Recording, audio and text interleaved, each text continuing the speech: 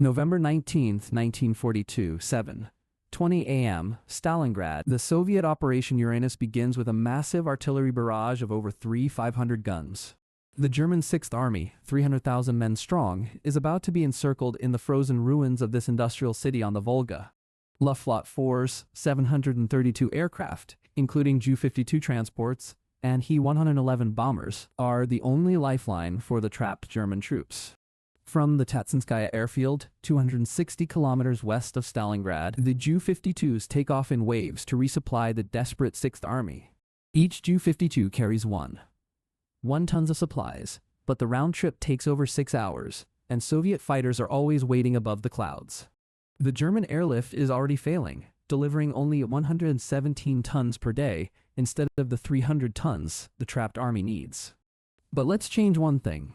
Drop 4 F-35A Lightning II stealth fighters into the frozen skies above the Volga River.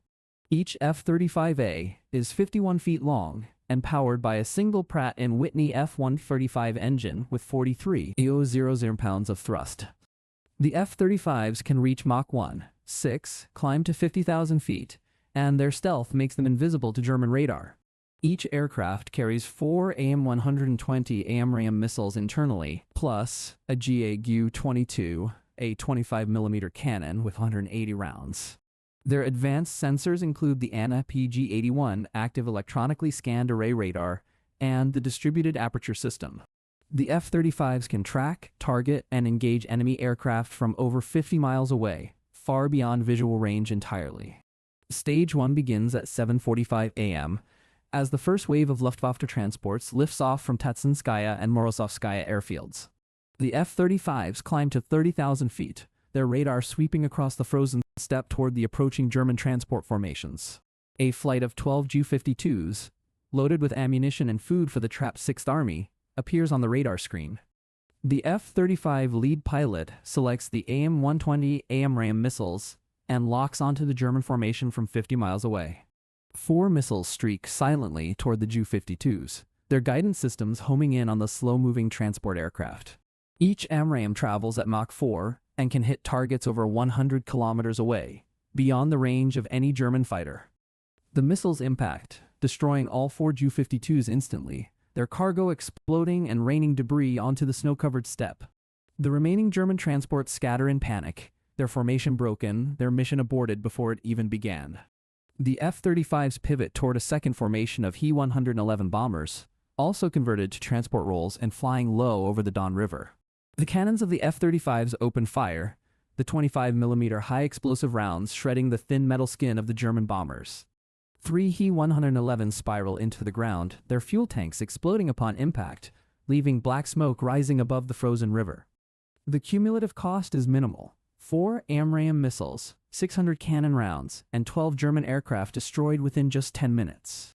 Stage 2 escalates at 9:30 a.m. as the Luftwaffe dispatches its fighter escorts, the Messerschmitt Bf-109s, to protect the transports.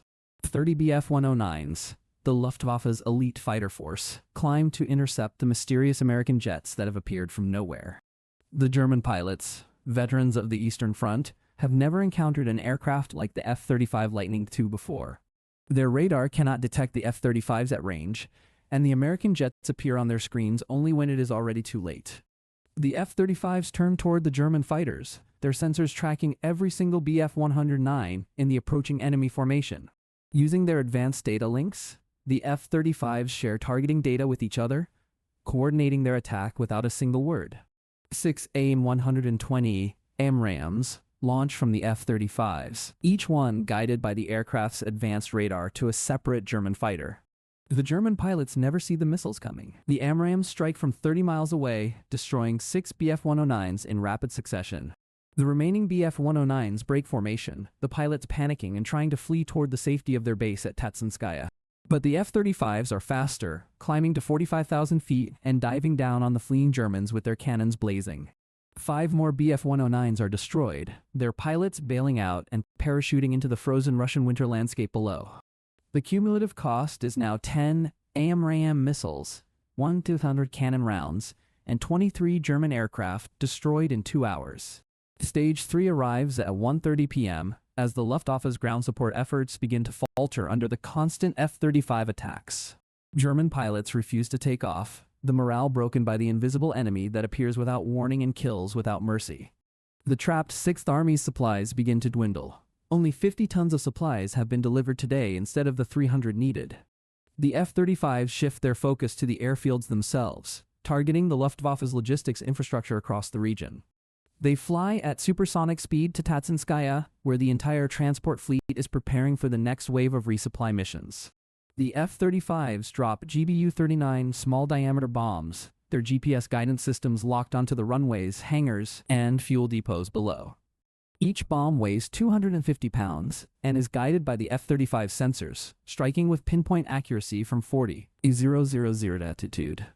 The runways are cratered, the hangars destroyed, and the fuel depots explode in massive fireballs that consume the entire airfield. The German transports, over 180 Ju-52s and He-111s, are trapped on the ground, unable to take off under the constant bombardment. The cumulative cost is now 10 AMRAAMs, 1,200 cannon rounds, 8 GPS bombs, and every single German transport aircraft destroyed. Stage 4 begins at 4:00 p.m., as the Soviet Red Army advances and the German 6th Army learns it will receive no more supplies. Field Marshal Friedrich Paulus radios Berlin and requests permission to break out of the encirclement while his army still has strength. Adolf Hitler, learning of the airlift's catastrophic failure, refuses any breakout and orders Paulus to fight to the last man. The F-35s continue their patrols, ensuring that no German aircraft can reach the trapped army ever again. Over the next 3 days, the F-35s shoot down every Ju-52 and He-111 that dares to approach the Stalingrad pocket. The cumulative cost rises to 26 AMRAAMs, 2 400 cannon rounds, and 12 GPS bombs expended by the 4 F-35 pilots. Stage 5 arrives on November 23rd, when the Soviet pincers close around the German 6th Army, trapping 300,000 men in the frozen city. The F-35s are now operating on half fuel and ammunition, their long-range missions taking a toll on their batteries and mechanical systems. The German soldiers in Stalingrad begin to starve, their rations reduced to less than 200 grams of bread per day. Horses are slaughtered for meat, and soldiers are freezing to death in the sub-zero temperatures of the Russian winter.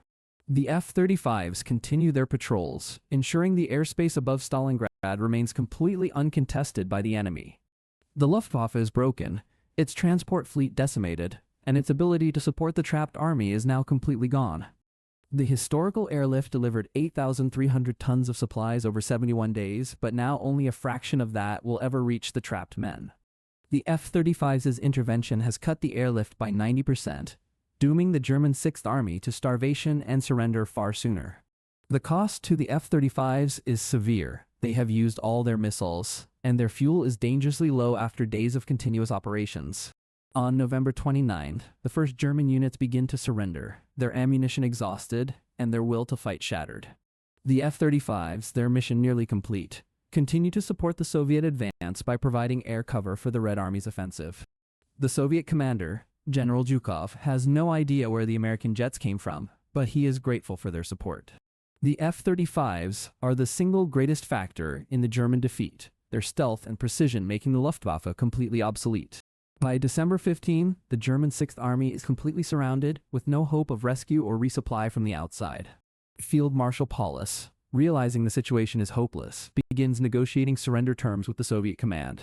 On December 20, Paulus signs the surrender document, and the first 50,000 German soldiers lay down their arms and walk into captivity.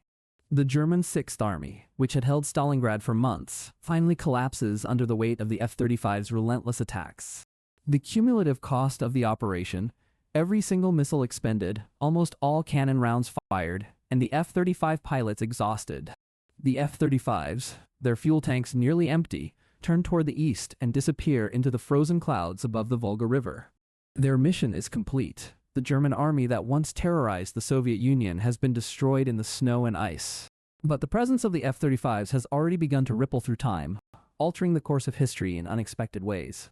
The world learns of the American jets that appeared from nowhere and single-handedly destroyed the Luftwaffe's transport fleet. The Soviet Union claims victory, but the mystery of the F-35s haunts the victors and losers alike for decades to come. Without the long, grinding airlift that sustained the German 6th Army for months, the battle ends far more quickly. The German losses are still staggering: 300,000 men killed, wounded, or captured, but the Soviet casualties are also reduced. The Soviet Union advances across Eastern Europe much more quickly, reaching Berlin by early 1944 instead of May 1945. The Red Army is the first to reach Berlin, and the war in Europe ends nearly a year earlier than in the historical timeline. The Cold War begins earlier, with the Soviet Union controlling much of Germany and Eastern Europe before the Allies can react. The F-35s are a ghost, a weapon that no one can explain, an enigma that the scientists and historians will debate forever. What if the F-35's intervention, while winning the battle, has actually made the world a more dangerous and unstable place? The Soviet Union, emboldened by its victory, pushes deeper into Europe than it ever would have without the F-35's help. The British and American governments are suspicious and concerned about the Soviet advance and its implications for Europe. The Cold War begins not with a Berlin airlift, but with a Soviet occupation of the entire German capital and its surrounding lands. The Eastern Bloc forms earlier and is much larger, encompassing all of Germany and potentially parts of France and Italy.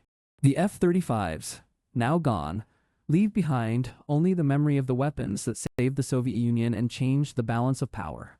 The German Sixth Army is destroyed, but the Soviet Union now controls an empire that stretches from the Pacific to the Atlantic. The F-35's victory is hollow, a triumph without the diplomatic stability that would have followed a longer, more balanced war. What if the greatest value of the Battle of Stalingrad was not in winning it quickly, but in the lessons it taught the world? The battle was a turning point, but the F-35s turned it too far, accelerating the Soviet advance beyond what anyone could have predicted. By shortening the war, the F-35s removed the gradual buildup of Allied power that created the Western Europe of today.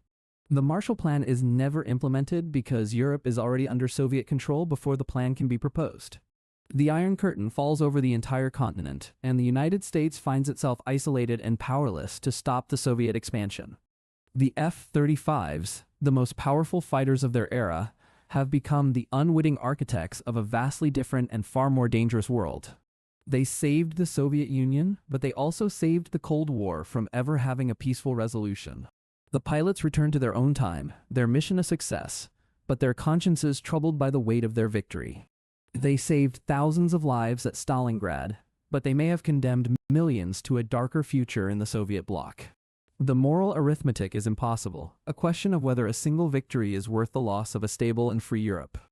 What if the F-35 should have let the German Sixth Army starve slowly and let the war grind on as history intended?